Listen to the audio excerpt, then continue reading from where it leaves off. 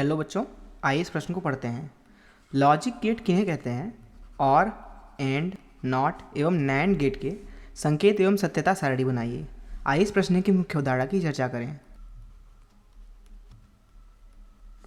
तो घर बनाने के लिए जिस तरह से ईंटों की कम से कम आवश्यकता तो होती ही है और सबसे छोटा टुकड़ा जो आपके घर में लगता है वो ईंटें होती हैं, उसी तरीके से आज के जो हमारे पास में डिजिटल परिपथ होते हैं वो पूरी तरह से इन गेटों से ही बनते हैं, लॉजिक गेटों से। अर्थात हम कह सकते हैं कि जो डिजिटल परिपथ की इकाई होती है वह लॉजिक गेट होते हैं। अब जो ये लॉजिक गेट शब्द बना हुआ है ये दो शब्दों से मिलकर बना हुआ है, लॉजिक और गेट। लॉजिक का मतलब समझ में आ रहा है कि कोई तर्क होगा और गेट का भी मतलब समझ आ रहा है कि कोई दरवाजा की तरह है। तो जो ये गेट का मतलब होता है वो होता है कि संकेतों को निश्चित नियम के आधार पर अंदर या बाहर लेना। वहीं जो ये लॉजिक का मतलब होता है कि जो ये गेट हैं, जो ये परिपथ हैं छोटे छोटे, और, एंड, नॉट, नैंड, इस तरह के और बहुत सारे होते हैं, वो किसी न किसी एक विशेष तर्क पे काम करते हैं।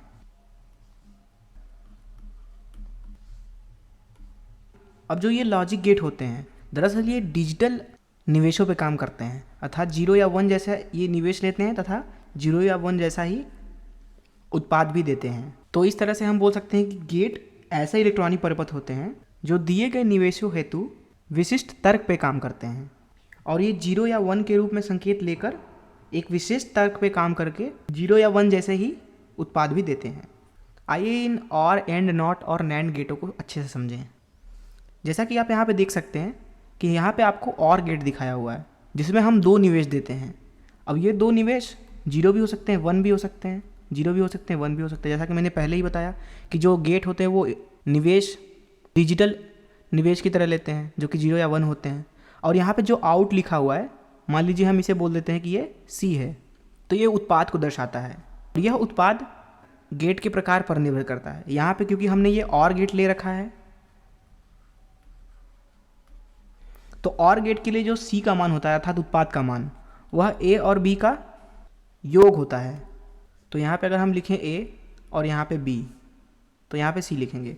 तो दरअसल सत्यता सारणी हमें दर्शाता है कि हम निवेशों को अगर बदल रहे हैं तो उसके हिसाब से हमें उत्पाद क्या मिलेगा।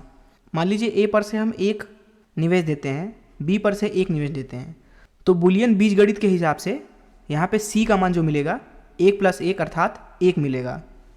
मान लीजिए अब हम ए की तरफ से एक निवेश देते हैं, बी की तरफ से 0। ऐसी दशा में जो बुलियन अलजेब्रा है उसके हिसाब से यहाँ पे 1 मिलना चाहिए। वहीं अगर मान लीजिए यहाँ पे 0 और इधर 1 देते हैं तो यहाँ पे 1 आएगा, 0 और 1 का योग 1 आएगा। वहीं मान लीजिए कि हम ए और बी दोनों तरफ से अगर 0 लगाते हैं तो यहाँ उत्पाद भी 0 मिलेगा। आप ये याद रख लें कि जो 1 होता है वह दर्शाता है कि हमने कुछ न कुछ विभव लगाया हुआ है तथा 0 दर्शाता है कि हमने कुछ भी विभव नहीं लगाया। अर्थात 1 का मतलब होता है कि ऑन है अर्थात चालू है, वहीं 0 का मतलब होता है कि वह ऑफ है अर्थात बंद है। तो ये हो गया हमारा और गेट। अब यहाँ पे आप देख सकते हैं कि यह जो गेट दर्शाया गया है वो एंड गेट है। आउट को मान लेते हैं कि सी नाम है, तो यहाँ पे सी का मान होता है ए गुणे बी। इधर से हम ए दे देते हैं, इधर से बी, तो इधर से हमें सी मिलने वाला है और सी का मान हमने यहाँ पे ए गुणे बी निकाल लिया। अगर आप ए की तरफ से 1 देते हैं, बी की तरफ से भी 1 देते हैं तो 1 का 1 के साथ गुणा करेंगे तो 1 आता है। वहीं मान लीजिए कि ए की तरफ से हम 1 और बी की तरफ से 0 निवेश देते हैं। ऐसी दशा में 1 और 0 का जो गुणा होता है वो यहाँ पे 0 आता है। वैसे ही अगर ए की तरफ से 0, बी की तरफ से 1 देते हैं तो यहाँ पे 0 मिलेगा। वहीं अगर यहाँ से 0 दें और यहाँ से भी 0 दे तो 0 ही मिलने वाला है। तो ये गेट हमारा एंड गेट हो गया। अगले गेट के बारे में चर्चा करते हैं। तो यहाँ पे जो आपको गेट दिखाया जा रहा है वो एक नॉट गेट है। नॉट गेट एक ऐसा गेट होता है जिसमें से हम केवल एक ही निवेश देते हैं और उसका ये चिन्ह होता है। तो ये हमारा नॉट गेट है। तो मान लेते हैं इधर से हमें निवेश मिलता है तो इधर से उत्पाद मिलता है। अब यहाँ पे जो उत्पाद होता है वह ए का उल्टा होता है।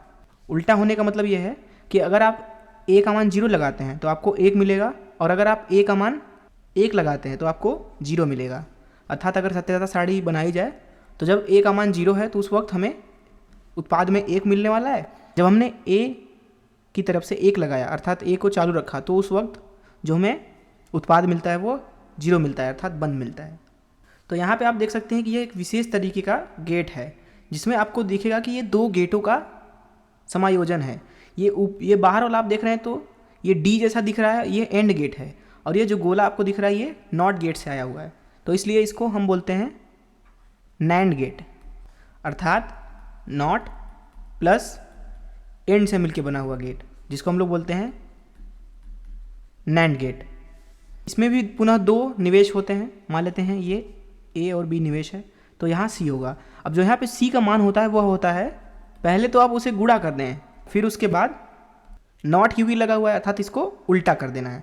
मान लीजिए अगर हम ए की तरफ से एक लगाते हैं तथा बी की तरफ से भी एक लगाते हैं, ऐसी स्थिति में जो आपको सी का मान मिलने वाला है वह मिलने वाला है एक गुणे एक का उल्टा।